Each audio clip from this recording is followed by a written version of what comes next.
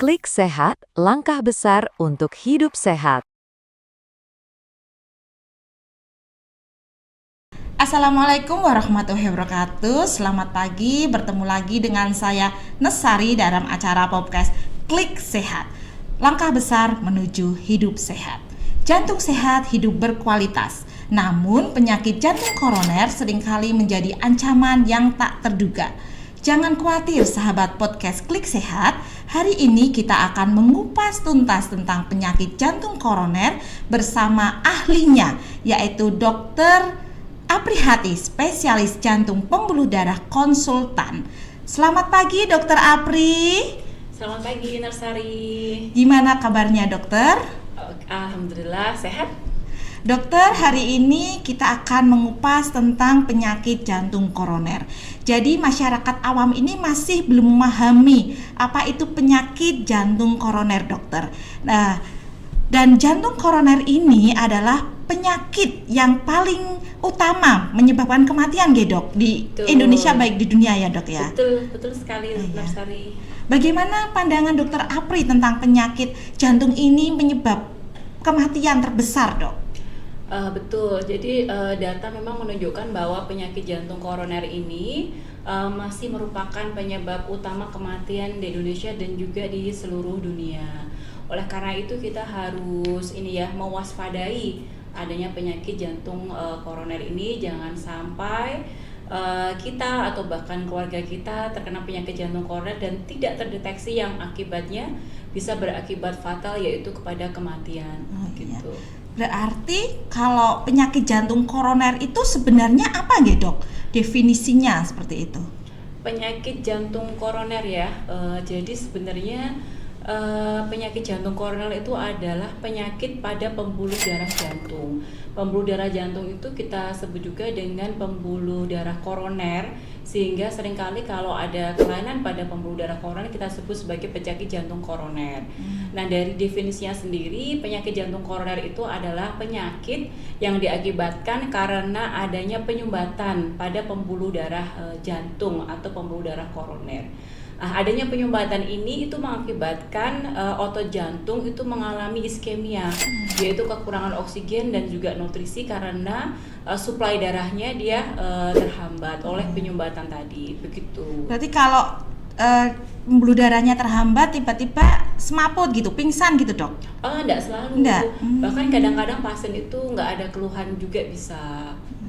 Kalau masyarakat awam taunya itu kok angin duduk, tapi kok tiba-tiba dibawa ke rumah sakit katanya penyakit jantung. Itu angin duduk itu gimana sih dokter? Oke, jadi kita bahas sekarang ya tentang apa saja sih gejala atau keluhan pada orang dengan penyakit jantung koroner. Jadi keluhan yang paling sering muncul pada pasien dengan penyakit jantung koroner itu adalah nyeri dada. Jadi nyeri dadanya itu sifatnya khas biasanya. Dia akan mengatakan nyeri dadanya itu di dada tengah atau dada kiri yang terkadang dijalarkan sampai ke rahang, kemudian ke lengan kiri, bahkan kadang-kadang pasien menyatakan nyeri dadanya itu tembus sampai ke punggung. Nah, itu keluhan yang paling sering pada pasien dengan penyakit jantung koroner, yaitu nyeri dada. Dan khasnya lagi biasanya nyeri dada ini itu dipicu oleh aktivitas berat, kemudian stres atau udara dingin atau habis makan banyak nyeri dada. Nah, biasanya dipicu oleh pemicu yang seperti itu. Dan biasanya pasien akan menyatakan nyeri dadanya akan membaik ketika dia istirahat atau ketika pasien itu minum obat di bawah lidah. Nah, kalau sudah ada keluhan seperti itu, kemungkinan dia bisa kena jantung koroner. Gitu. Dokter tadi dikatakan kalau nyeri dadanya di tengah atau di kiri. Itu kenapa dokter? Kok nggak di sebelah kanan juga termasuk penyakit jantung koroner ini dokter? Ini data statistik sebenarnya sih. Jadi memang paling banyak itu keluhannya itu di dada tengah atau dada kiri. Kan lokasi jantung kita itu kan di dada yang sebelah kiri ya, tengah agak ke kiri. Jadi rata-rata itu kalau yang jantung koroner itu dikeluhkannya itu dada tengah atau dada kiri. Berarti berhubungan dengan karena letak jantung di sebelah kiri. Betul. Ya, jadi kalau misalkan nanti sahabat-sahabat atau keluarga atau tetangga itu menemui ada orang sakit dengan keluhan nyeri dada sebelah kiri itu resiko banget yang namanya penyakit jantung koroner gitu. Betul. Jadi harus waspada. Begitu ada keluhan nyeri dada dengan sifat yang seperti saya sebutkan tadi, nah itu kita harus segera mencari istilahnya pertolongan segera agar didiagnosis dan juga diterapi secara optimal. Kemudian dokter, apa saja faktor resiko dokter? Penyebab misalnya ya, faktor resiko yang menyebabkan orang ini terkena jantung koroner ini atau serangan jantung dokter?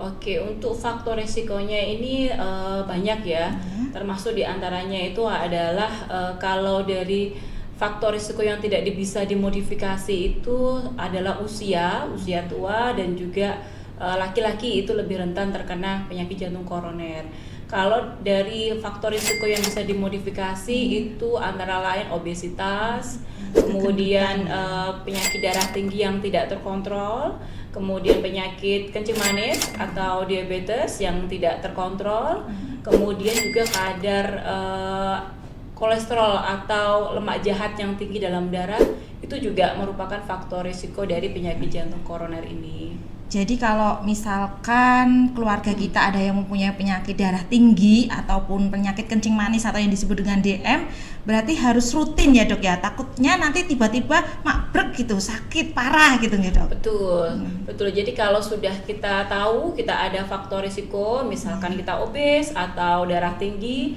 atau kencing manis, maka kita wajib ya untuk menterapi atau minum obat-obatan sesuai dengan yang diadviskan oleh dokter. Dan jangan lupa juga kita harus mengatur gaya hidup kita sehingga faktor risiko tersebut dapat kita kendalikan dengan baik. Ya. Kemudian dokter, kalau biasanya saya itu sebagai perawat IGD ya dok, pasien datang tiba-tiba dengan keluhan yang sudah berat gitu ya. Nah, gimana toh sebagai masyarakat awam itu agar kita mengetahui tanda-tandanya dulu sebelum menjadi berat, itu tandanya biasanya apa dokter? Oke, ya misalkan tadi selain nyeri dada gitu, kalau nyeri dada biasanya kan sudah berat ya dok, awal-awalnya yang sedikit-sedikit tanda-tanda ke penyakit jantung koroner gitu dok.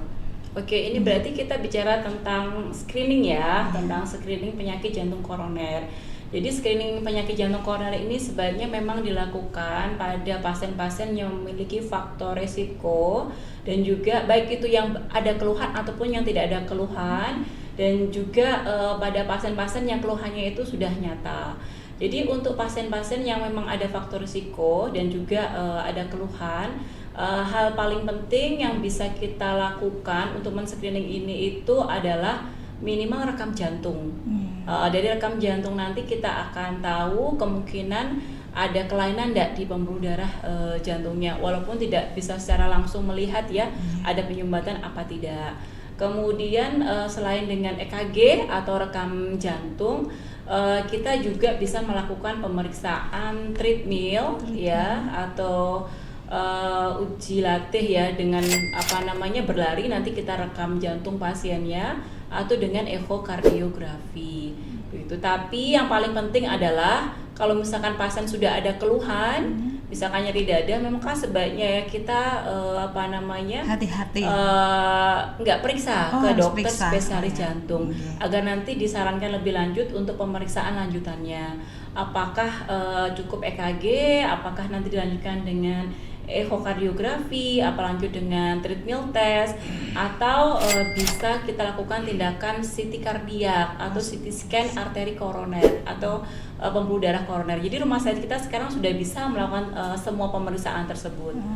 Alhamdulillah ya dok. Berarti di RSUD Kendal ini juga sudah ada pemeriksaan untuk pemeriksaan diagnostik jantung koroner berupa apa saja tadi dok? EKG ada, kemudian ekokardiografi. Oke, kardiografi di poli ya dok, di poli jantung, kemudian treadmill test juga di poli jantung. Di poli jantung, kemudian kita punya CT kardiak. Kalau CT kardiak di mana dokter? CT kardiak juga nanti kita dari poli jantung, kemudian kita membuat pengantar untuk dilakukan pemeriksaan CT scan. Itu juga bisa lewat rawat jalan, itu bisa kita lakukan. Dan untuk pasien BPJS jangan khawatir, semuanya tercover oleh BPJS. Jadi Jadi jangan khawatir kalau biasanya CT kardiak itu di rumah sakit luar itu kan bisa sampai jutaan ya.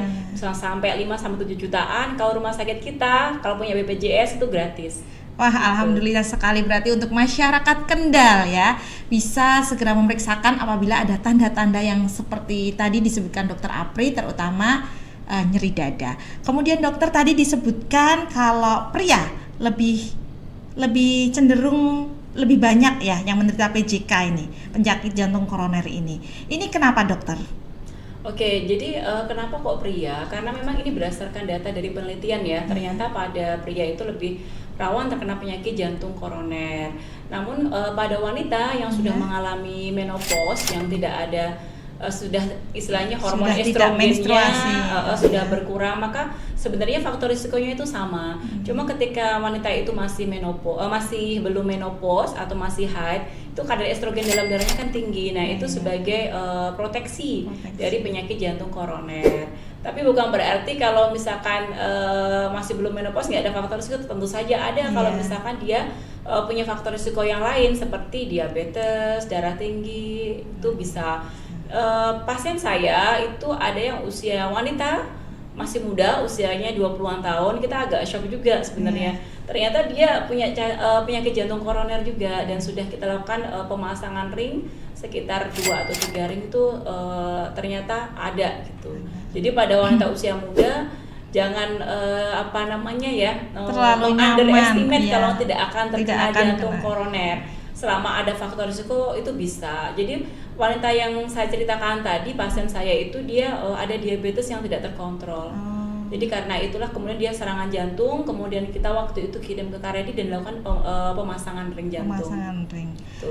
Dokter, kemudian tadi disebutkan pria wanita gitu ya. Lah kemudian tanda-tandanya sendiri dokter, apakah ada perbedaan tanda-tandanya serangan penyakit jantung koroner ini pada pria dan wanita?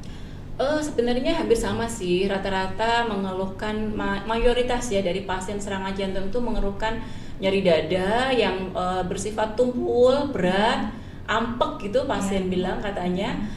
Dan kadang-kadang nyeri dadanya itu dijalarkan sampai ke punggung, kemudian ke rahang, kemudian lengan kiri. Dan kalau pas serangan jantung itu sering disertai dengan keringat dingin, lemas, kemudian kadang-kadang mual muntah. Justru yang perlu kita waspadai sebenarnya itu pada pasien usia tua dan juga pasien diabetes. Karena pada pasien usia tua itu kadang-kadang keluhannya tidak tipikal atau tidak khas. Kadang-kadang pasien usia tua itu mengeluhkannya hanya apa? Mual, muntah, diare. Nah, ternyata kita EKG pasiennya ini serangan jantung atau STEMI inferior kadang-kadang. Itu tidak jarang kita jumpai seperti itu. Atau kadang pada pasien diabetes, nah itu kadang-kadang nyeri dadanya itu tidak terlalu kerasa. Jadi pasien ngerasa nggak apa-apa, cuma lemes aja. Ternyata dia serangan jantung. Nah, itu sebenarnya dari gejala yang agak berbeda yang perlu kita waspadai, yaitu pada usia tua, terutama wanita usia tua, dan juga pada pasien-pasien diabetes.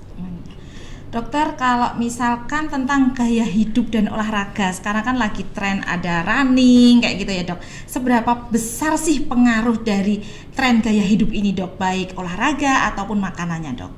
Oh iya, ini sangat berpengaruh sekali ya. Jadi memang kita itu sebagai dokter jantung seringkali mengadviskan kepada pasien untuk olahraga secara teratur, minimal 3 kali seminggu dengan durasinya sekitar 30 menit minimal. Nah, untuk apa? Yang pertama, kalau kita olahraga teratur, maka otomatis banyak hal-hal positif yang akan kita dapatkan. Misalkan yang awalnya obes bisa jadi beratnya menjadi ideal. Itu kan akan mengurangi resiko ya terjadinya penyakit jantung koroner. Kemudian gula darahnya lebih terkontrol, kemudian tekanan darahnya juga lebih terkontrol. Terus orangnya pikirannya kolesterol juga turun. Terus kemudian happy pikirannya, sehingga faktor risiko stres itu bisa kita turunkan atau kita minimalisir begitu. Jadi sahabat podcast Klik Sehat, kita tidak boleh stres ya dok ya, enjoy aja semuanya dibawa senang. Kemudian dokter, pengobatannya dok atau penanganan apabila ada penderita yang menderita penyakit jantung koroner ini bagaimana nih dokter? Untuk penanganannya sendiri kita bagi pasien itu menjadi 2 ya, Nursari ya. pada pasien-pasien yang serangan jantung akut dan pasien-pasien yang stabil. Untuk pasien-pasien yang serangan jantung akut, di mana kita kategorikan sebagai pasien STEMI ya, atau ST elevasi miokard infarct, di mana ada sumbatan total pada pembuluh darah jantungnya, maka terapi utamanya itu adalah reperfusi, atau kita harus membuka secepat mungkin pembuluh darah yang tersumbat karena sumbatannya total ya, sehingga kita harus buka sumbatannya segera, baik itu dengan pemasangan ring jantung segera atau dengan pemberian obat-obat untuk membuka sumbatan seperti obat-obat trombolitik atau fibrinolitik. Nah, sedangkan bagi pasien-pasien yang kondisinya stabil, itu biasanya pasien setting rawat jalan. Biasanya yang pertama kita lakukan itu adalah optimalisasi medikamentosa atau mengoptimalkan obat-obatan, termasuk pemberian obat antiplatelet atau pengencer darah, high intensity statin, dan juga obat-obat anti-angina. Kalau ternyata dalam 2 bulan pengobatan dengan terapi anti-angina yang sudah optimal, tapi masih nyeri dada, biasanya kita ada opsi untuk pasang ring jantung. Gitu. Terus dokter, tadi kan disebutkan bahwa di RSUD Kendal itu sudah ada pemeriksaan ini. Nah, bisa dijelaskan dokter di RSUD Kendal ini tentang pelayanan dan diagnostik jantung itu sudah ada apa saja? Apa tadi tentang ring itu sudah bisa atau belum? Kemudian apa saja, monggo dokter dijelaskan kepada masyarakat. Jadi alhamdulillah ya, rumah sakit kita ini untuk stratifikasi pelayanan kardiovaskuler termasuk dalam stratifikasi madya. Jadi artinya rumah sakit kita ini dipercaya oleh pemerintah pusat atau Kemenkes dalam hal ini untuk memberikan pelayanan kateterisasi jantung dewasa dan juga pemasangan ring pada pada pasien-pasien penyakit jantung koroner. Jadi saat ini kami sudah memiliki fasilitas baik itu peralatan dan juga sumber daya manusia, semuanya sudah terlatih dan sudah bisa untuk melakukan pemeriksaan diagnostik ataupun pemasangan ring jantung. Jadi bagi masyarakat Kendal saat ini tidak perlu khawatir untuk jauh-jauh ke Semarang ya, karena sekarang kita sudah punya alat kateterisasi jantung di mana itu memungkinkan untuk dilakukan tindakan diagnostik, melihat ada sumbatan pembuluh darah apa tidak, dan juga bisa dilakukan pemasangan ring jantung sekalian. Berarti sahabat, kalau kita mengalami penyakit jantung koroner dan dibutuhkan untuk pemeriksaan kateterisasi jantung maupun pemasangan ring, tidak usah jauh-jauh ke Semarang. Di RSUD Kendal sudah tersedia bersama dengan Dokter Aprihati, spesialis jantung pembuluh darah konsultan, dan tim medisnya yang sudah terlatih gitu, Dok ya. Betul. Kemudian dokter, kalau tadi bicara stres gitu ya, otomatis kalau pasien dengan penyakit jantung koroner ini merasakan stres. Nah, menurut dokter bagaimana support system dari keluarga ini, dokter? Apakah sangat diperlukan atau keluarga harus bagaimana, seperti itu, dokter? Betul. Jadi yang pertama kita perlu garis bawahi adalah penyakit ini ada solusinya. Jadi intinya ini bukan akhir dari segalanya. Bahwa penyakit jantung koroner ini bisa kita terapi dan bisa pasien itu hidup tanpa keluhan, itu bisa, dan terkontrol dengan obat-obatan. Jadi jangan berkecil hati bagi yang punya penyakit jantung koroner. Ini bukan akhir dari segalanya, karena masih banyak banyak sekali pasien-pasien kita yang dengan diagnosa penyakit jantung koroner itu umurnya bisa sampai 80 tahun, 90 tahun, itu ada. Intinya apa? Intinya adalah pengobatan yang optimal, rajin atau teratur minum obat dan kontrol, juga menjaga gaya hidupnya agar tetap seimbang. Kemudian dokter, kalau misalkan masyarakat bilang pemasangan ring gitu kan, Dok, pemasangan ring itu sangat menakutkan. Nah, bagaimana dokter? Pesan dokter untuk pemasangan ring supaya masyarakat ini ketika terkena penyakit jantung koroner mau untuk melakukan pemasangan ring, bahwa ini tidak menakutkan, seperti itu, dokter. Oke. Jadi biasanya takut karena nggak tahu ya. Iya. Kalau sudah tahu mungkin nggak akan takut. Jadi untuk masyarakat ke Kendal semuanya, pemasangan ring jantung atau kateterisasi jantung ini itu merupakan prosedur yang relatif aman.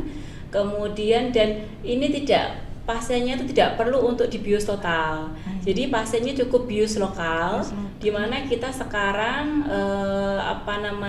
hampir semua pasien kita lakukan itu melalui akses ini pembuluh darah radialis atau pembuluh darah tangan. Oh, lewat tangan ya, Dok? Ya. Bukan jantungnya dibedah gitu ya, Dok? Oh, tidak. Kan kalau taunya pemasangan ring, operasi jantung itu jantungnya dibedah. Rasanya kan di telinga, aduh, langsung pikiran tambah pasiennya stres, keluarganya juga stres ya, Dok? Ternyata tidak harus dibedah, tidak harus dibuka jantungnya. Hanya lewat tangan. Jadi kayak pasang infus sebenarnya. Cuma kita nanti lihat pembuluh darah tangan kita yang sebelah kanan sini, ya seperti pasang infus itu kita masukin jarum, kemudian kateternya kita masukkan lewat pembuluh darah tangan. Nah, kemudian setelah itu kita semprotkan zat kontras untuk melihat ada sumbatan apa tidak. Nah, kalau ada sumbatan yang cukup signifikan kita pasang ring, nanti ringnya juga masuk lewat kateter tersebut. Jadi selama tindakan itu pasien bisa ngobrol-ngobrol dengan tim, dengan dokternya. Misalkan, Dok, ada keluhan ini, dokter masih bisa mendengar dan berkomunikasi dengan pasien. Dan juga di sini ruangannya cukup nyaman untuk tindakan kateterisasi sehingga pasien rileks nanti saat dilakukan tindakan kateterisasi. Bisa sambil tiduran, tiba-tiba nanti setengah jam atau 1 jam sudah selesai tindakannya. Terus kemudian dokter, kalau tadi 1 jam atau setengah jam sudah selesai, pasien perlu rawat inap atau tidak ini setelah dilakukan pemasangan ring ini? Biasanya perlu rawat inap. Jadi kalau kita untuk tindakan diagnostik atau kateterisasi saja, biasanya pasien hari ini masuk, besok dilakukan tindakan kateterisasi, besoknya bisa pulang. Kecuali kalau ada penyulit ya atau komplikasi, nah itu mungkin waktunya perlu waktu lebih lama. Tapi rata-rata perawatan selama 3 hari. Masuk hari ini, cek laborat, EKG, besok tindakan, kemudian monitoring, habis itu besoknya pulang. Jadi cukup singkat sih rawat inapnya. Dokter, tadi di RSUD Kendal selain ada kateterisasi jantung juga ada ruangan baru ya, Dok, bangsal jantung ya, Dok ya. Iya, betul. Yang nanti akan ketemu dengan Dokter Aprihati. Biasanya ruangan jantung ini untuk pasien apa saja, Dokter? Ya, jadi memang ini persembahan kami untuk masyarakat Kendal yang tercinta ya. Jadi memang kita mau ada satu ruang rawat inap itu yang dedicated untuk pasien-pasien jantung. Jadi nanti yang pasien-pasien dengan penyakit jantung seperti penyakit jantung koroner, kemudian pasien habis serangan jantung, pasien gagal jantung, pasien penyakit jantung katup, atau gangguan irama jantung, nanti khusus kita tempatkan di bangsal jantung ini. Bangsal jantung ini bedanya dengan bangsal lain adalah perawat-perawat yang di bangsal jantung ini, tenaga medis yang di bangsal jantung ini mereka terlatih khusus untuk kegawatan jantung dan juga penyakit jantung pada umumnya. Jadi bangsal jantung ini sudah sangat tenang dan aman, nyaman ya, Dok. Jadi kalau pasien jantung kan biasanya memerlukan ketenangan, tidak berisik, karena ini disatukan jadi satu dalam satu ruangan yang namanya ruangan jantung di ruang Bougainville ya, Dok. Ya, ini berarti pasien akan lebih tenang dan lebih cepat sembuh tentunya ya, Dok ya. Lebih tenang, kemudian nyaman dan senang karena perawatnya ramah-ramah, dokternya juga ramah. Jadi pasien akan merasa homey ya, merasa seperti rumah sendiri ketika di bangsal jantung. Baik, Dokter, sekarang kita akan bicara tentang mitos dan fakta. Mitos dan fakta tentang penyakit jantung. Yang pertama tadi menyambung dari pemasangan ring, masyarakat awam itu taunya setelah dilakukan pemasangan ring masyarakat tidak boleh olahraga. Itu benar atau tidak, Dok? Ini sebenarnya betul, tapi ada batasannya olahraga seperti apa ya. Kalau misalkan olahraga angkat beban ya kita jangan dulu. Biasanya kalau habis pasang ring itu memang kita 3 bulan pertama itu kita tidak menyarankan untuk aktivitas yang terlalu berat atau olahraga yang berat. Kalau misalkan cuma bersepeda, kemudian jogging ringan itu masih boleh, tidak apa-apa. Cuma kalau olahraga yang agak berat untuk 3 bulan pertama sebaiknya jangan dulu. Berarti olahraganya harus yang ringan, santai gitu ya, menyenangkan. Jangan sampai ada yang menimbulkan stres gitu ya. Maksudnya stres capek gitu. Betul, tubuhnya yang stres. Sehingga untuk 3 bulan pertama ini boleh olahraga, tapi olahraganya santai dan bersifat rekreasional. Kemudian, Dokter, mitos dan fakta yang kedua. Apabila tangannya itu keringetan terus, Dok, ada keringatnya tangan, kemudian di kakinya juga berkeringat, apakah itu termasuk serangan jantung, penyakit jantung atau penyakit jantung koroner ini, Dokter? Itu mitos. Oh, mitos. Jadi Padahal saya sudah membuktikan itu. Jadi iya. banyak sekali tuh, terutama usia muda itu banyak yang saya tangannya sering keringetan ya. Itu kita buktikan, kita periksa apa nggak ketemu apa-apa itu. Jadi itu saya percaya itu mitos. Ah iya, mitos ya. Padahal Iya. kalau misalkan kita berkumpul gitu ya sama teman-teman gitu, kok tangannya basah itu? Wah, kamu kena penyakit jantung kayak gitu dok biasanya. Kemudian dokter, mitos dan fakta berikutnya, sekarang ini lagi tren banyak ya dok. Kayak kemarin di IGD itu ada 4 pasien. Karena apa? Upacara terus pingsan. Nah, taunya gurunya ataupun orang-orang di sekitarnya, oh ini pingsan serangan jantung, langsung pada ketakutan, panik, cemas gitu dibawa ke IGD. Ini mitos atau fakta dokter? Antara iya dan tidak kalau itu. Jadi kalau itu namanya sinkop ya. Sinkop. Atau pingsan. Nah, sinkop itu kita bisa bedakan antara sinkop yang kardiak atau non kardiak.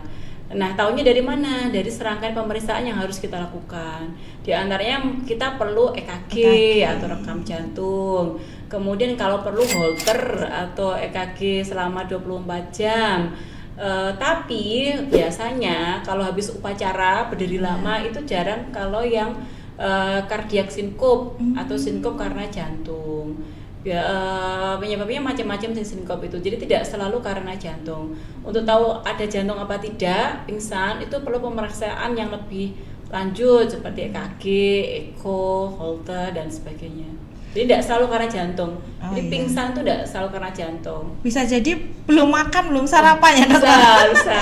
Selanjutnya dokter, tentang mitos dan fakta. Apakah penyakit jantung ini hanya menyerang orang tua dokter?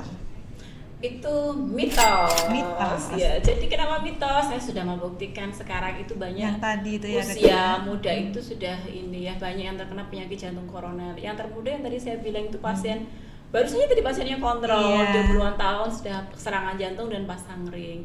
Dan kalau dulu kita selalu bilang usia tua ya, tapi rata-rata untuk orang Indonesia ini nampaknya kalau lebih muda dibandingkan dengan data-data di tempat yang lain. Jadi sekarang itu 40-an, 50 tahun itu sudah banyak yang pasang ring. Jadi itu mitos untuk ya penyakit jantung yang hanya mengenai usia tua. Kemudian dokter, apakah serangan jantung ini selalu mendadak dan mematikan? Ini mitos atau fakta dokter? Fakta. Fakta. Jadi betul, kalau serangan jantung ini memang rata-rata mayoritas itu sifatnya mendadak. Tiba-tiba sesak, tiba-tiba dadanya apek, keringat dingin. Jadi memang rata-rata untuk pasien dengan serangan jantung ini sifatnya datangnya mendadak. Mendadak, jadi tidak tahu kapan ya dok ya? Betul. Bisa menyerang kapan saja. Betul, Oke. tapi yang jelas biasanya ada pencetusnya. Kemudian dokter, apakah hanya orang-orang yang dengan kolesterol tinggi yang akan terkena penyakit jantung? Mitos atau fakta dokter? Mitos. Mitos. Ya, kenapa? Karena tadi sudah kita jelaskan di awal ya, bahwa tidak hanya kolesterol yang tinggi aja yang akan terkena penyakit jantung koroner. Pasien obesitas, darah tinggi, diabetes itu juga bisa. Tidak boleh terlalu gemuk ya dok. Waduh, saya ini Ideal. waspada ini, deg-degan ini Ideal. dok. Kita ideal kita. Iya. Kemudian dokter, oh saya tidak nyeri dada, berarti saya aman, tidak punya penyakit jantung koroner. Mitos atau fakta dokter? Mitos. Kenapa mitos? Iya. Karena memang rata-rata seringkali kalau kita melakukan pemeriksaan pada pasien-pasien yang awalnya nggak ada keluhan sesek, nggak ada keluhan nyeri dada, tapi keluhannya itu hanya cepat lelah kadang-kadang. Kita cepat lelah, ternyata kita EKG rekamannya menunjukkan ada gangguan pada otot jantungnya, itu bisa dan sering kita temui. Jadi tidak selalu nyeri dada, kadang-kadang keluhannya hanya cepat lelah, ngos-ngosan saat jalan atau naik tangga. Ternyata kita lakukan pemeriksaan dia jantung koroner, itu juga bisa. Berarti cepat lelah itu juga salah satu bahaya ya dok ya. Betul. Perlu di pemeriksaan lebih lanjut seperti ya paling gampang itu rekam jantung berarti. Betul. Ya dok ya. Oh tadi kita belum ngomong soal komplikasi ya. Oh, iya. Jadi penyakit jantung koroner ini kalau dibiarkan tanpa terapi yang optimal itu akan menimbulkan komplikasi. Nah komplikasinya apa saja? Komplikasinya bisa satu itu bisa menyebabkan jantungnya menjadi lemah. atau gagal jantung, sehingga pasien akan muncul dengan keluhan sering sesak, ngos-ngosan kalau jalan jauh, kemudian kakinya bengkak. Nah itu dia sudah dalam tahap kondisi gagal jantung atau otot jantungnya dia lemah, karena tadi ototnya kan kekurangan suplai oksigen dan nutrisi tadi. Nah kemudian komplikasi yang lain itu adalah gangguan irama jantung atau aritmia. Nah aritmia ini bisa bersifat fatal ya. Contohnya apa? Meninggal mendadak karena aritmia itu sering sekali loh kita ketemu. Mungkin Nursari akan sering ketemu di IGD ya. Iya, Jadi setiap pas hari datang serangan jantung ya kan, tiba-tiba langsung kejang-kejang meninggal. Nah itu biasanya karena aritmia atau gangguan listrik jantung. Itu seringkali dicetuskan karena penyakit jantung koroner. Nah berhubung komplikasinya cukup ini ya, mematikan ya, sehingga penting sekali ketika kita sudah terdiagnosa penyakit jantung koroner ini harus segera mencari pertolongan dan kita terapi secara optimal gitu. Jadi kalau sudah ketahuan wajib kontrol tiap bulan bisa ke RSUD Dr. Haji Suwondo Kendal di Poli Jantung bersama Dr. Aprihati. Iya, sama ada rekan saya juga satunya, Dr. Arjatia. Dr. Arjatia, Iya. Dok, ya. Ada 2 dokter jantung, spesialis jantung dan pembuluh darah di RSUD Dr. Haji Suwondo Kendal, yaitu Dr. Apri dan Dr. Arjatia. Kemudian dokter, sekarang ini kan lagi tren di mana-mana minum kopi, di mana-mana kafe kopi gitu ya, dokter.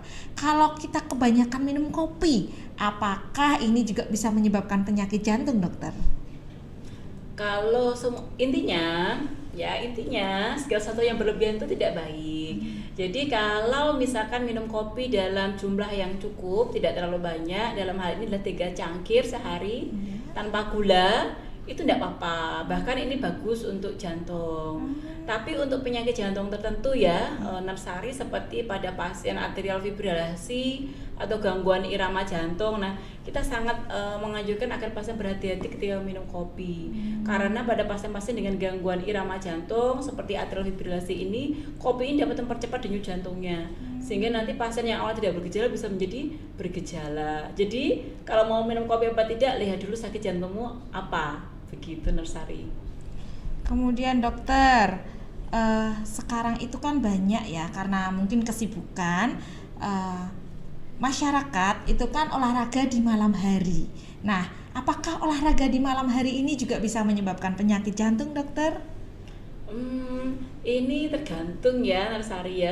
Sebenarnya sih tidak ada salahnya olahraga di malam hari ya. Yang jelas kita olahraga itu dalam kondisi yang fit gitu. Kalau misalkan kita seharian capek kerja, ya kan butuh istirahat, ya istirahat saja gitu ya. Kita bisa melakukan olahraganya itu besok harinya kan masih bisa ketika kondisi tubuh kita sedang fit. Kalau misalnya kita terlalu capek kerja, kita paksakan malam harinya olahraga, tubuh tidak ada waktu untuk istirahat, justru itu akan sangat membahayakan untuk tubuh kita. Kemudian menyambung ya, Dok. Kalau istirahat ya istirahat saja gitu ya. Misal ini ada lagi mitos, apakah kurang tidur ini penyebab penyakit jantung gitu, dokter? Berarti jawabannya tadi sudah terjawab sebagian. Iya, ini mencetuskan sebenarnya, pencetus Nursari. Jadi pasien-pasien yang kurang tidur ya begadang. Nah, ini biasanya pasien ini akan punya kecenderungan untuk mengalami kelainan pada jantungnya, walaupun tidak semua. Biasanya pasien-pasien yang seperti ini sebenarnya sudah ada faktor risiko, seperti misalkan darah tinggi. Orang yang darah tinggi, dia tidurnya tidak teratur atau suka begadang, tidak bisa tidur, itu tensinya akan cenderung sulit untuk dikendalikan. Nah, kalau sulit untuk dikendalikan seperti ini, akibatnya faktor risiko untuk jantungnya akan meningkat. Begitu. Jadi masih ada kaitannya, terutama bagi mereka yang punya faktor risiko begitu. Kemudian dokter, kalau minum minuman manis, dokter, nah itu mitos atau fakta? Bisa fakta, terutama bagi mereka yang sudah punya diabetes ya. Jadi kalau minum manis pasti akan membuat gula darahnya sulit dikendalikan ya, sehingga akan memicu terjadinya penyakit jantung koroner. Berarti kalau ada gulanya naik itu darahnya lebih kental gitu, dokter. Betul. Nanti akhirnya jantungnya juga memicu inflamasi di pembuluh darah jantungnya. Tentang makan pete dan jengkol, apakah makanan ini juga menyebabkan penyakit jantung, dokter? Susah sekali pertanyaannya.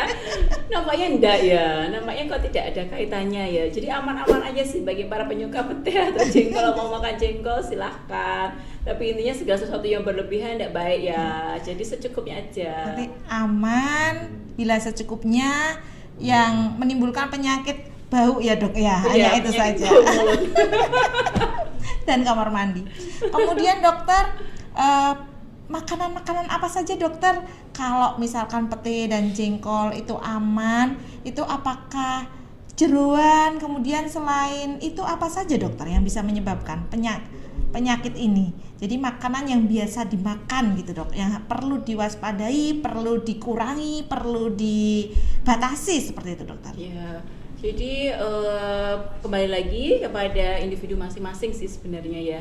Jadi intinya segala sesuatu yang berlebihan tidak baik. Manis yang terlalu banyak juga nggak bagus, terutama pada Teh penderita. jumbo ya dok? Teh jumbo. Iya, gula sekarang semua isinya. iya, aduh, Nah itu lagi tren. makanya nasi padang minumnya es teh Teh jumbo. jumbo. Aduh, ya.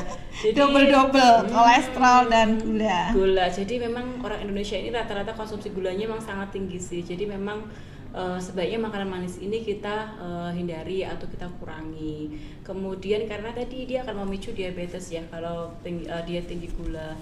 Kemudian terlalu asin itu juga nggak bagus, karena terlalu asin ini nanti kan bisa menyebabkan darah tinggi atau tensi akan sulit terkontrol. Sehingga sebaiknya ya jangan terlalu manis, jangan terlalu asin, jadi secukupnya gitu. Padahal masyarakat Kendal ini daerah pesisir ya dokter, sukanya Asin ikan asin. Betul. Nah ini juga harus dikurangi. Betul. Kemudian dokter, kalau tadi kita bicara orang tua, kemudian orang gemuk, orang kurus. Lah ini anak-anak gimana dokter? Apakah anak-anak juga bisa ini terkena penyakit jantung koroner? Kalau koroner jarang ya. Jadi kalau anak-anak ini biasanya kenanya itu penyakit jantung bawaan atau penyakit jantung katup. Kalau jantung bawaan biasanya bayi gitu, kalau di RSUD Kendal biasanya terscreening dengan baik ya. Di RSUD kita ini dokter spesialis anak itu sering kok mengkonsulkan kepada kami kardiologis itu untuk screening bayi-bayi, terutama bayi-bayi prematur, untuk dilihat ada kelainan jantungnya atau tidak. Jadi kalau di Kendal sih RSUD Kendal isolasi aman untuk screening penyakit jantung bawaannya. Pelayanan jantung di Kendal berarti sudah luar biasa ya dokter. Bisa untuk anak, screening anak, bekerja sama dengan dokter spesialis anak, kemudian untuk pemeriksaan diagnostik, untuk pelayanannya sampai perawatannya ya dokter, karena di bangsanya. Kemudian yang terakhir dokter, pesan untuk masyarakat Kendal agar tetap sehat dan tidak terkena penyakit jantung koroner dari Dr. Apri, spesialis pembuluh darah dan konsultan. Dr. Aprihati, spesialis jantung dan pembuluh darah konsultan.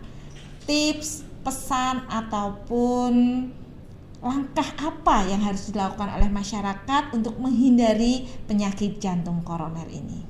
Halo sahabat podcast Klik Sehat, ini adalah tips agar tidak terkena penyakit jantung koroner. Yang pertama adalah kita harus mempunyai gaya hidup yang sehat, makan yang seimbang, olahraga teratur ya. Olahraga minimal 3 kali seminggu dengan durasi minimal selama 30 menit. Kemudian yang kedua, jika ada faktor risiko seperti obesitas, diabetes, darah tinggi, kolesterol, maka jangan ragu untuk mengkonsumsi obat-obatan untuk mengendalikan gula, tensi, dan kolesterolnya. Kemudian bagi yang sudah mengalami ada keluhan, misalkan nyeri dada, maka jangan ragu untuk memeriksakan diri Anda ke dokter spesialis jantung terdekat agar dilakukan pemeriksaan lanjutan sehingga tidak terjadi komplikasi yang tidak diharapkan. Dan yang ketiga, untuk pasien-pasien yang sudah terdiagnosa penyakit jantung koroner, jangan bersedih karena diagnosa penyakit jantung koroner ini bukan merupakan akhir dari segalanya. Karena dengan pengobatan yang optimal, maka orang dengan penyakit jantung koroner ini bisa hidup sehat seperti layaknya orang sehat yang tidak ada penyakit. Dan kemudian untuk masyarakat Kendal, berita bahagianya adalah saat ini di Kendal sudah tersedia fasilitas pelayanan yang komprehensif, yang sudah ada alat diagnostik yang komplit dan juga alat kateterisasi jantung, sehingga memungkinkan masyarakat Kendal untuk dilakukan pemasangan ring di RSUD Dr. Suwondo Kendal. Terima kasih Dr. Aprihati SPJP atas tips dan pesannya untuk masyarakat Kendal tentang penyakit jantung koroner. Bagi sahabat podcast Klik Sehat, apabila ada edukasi selanjutnya yang ingin sahabat inginkan, bisa komen di video kami. Yang terakhir dokter, untuk masyarakat dan sahabat podcast, kita bisa sama mengucapkan jantung sehat, hidup berkualitas. Yang terakhir dokter, untuk masyarakat Kendal, kita memberikan tanda love ya dok ya, dengan mengucapkan hak jantung sehat, hidup berkualitas ya. Yuk. Ayo dok, monggo dok. Jantung sehat, hidup berkualitas. Sampai jumpa sahabat podcast Klik Sehat.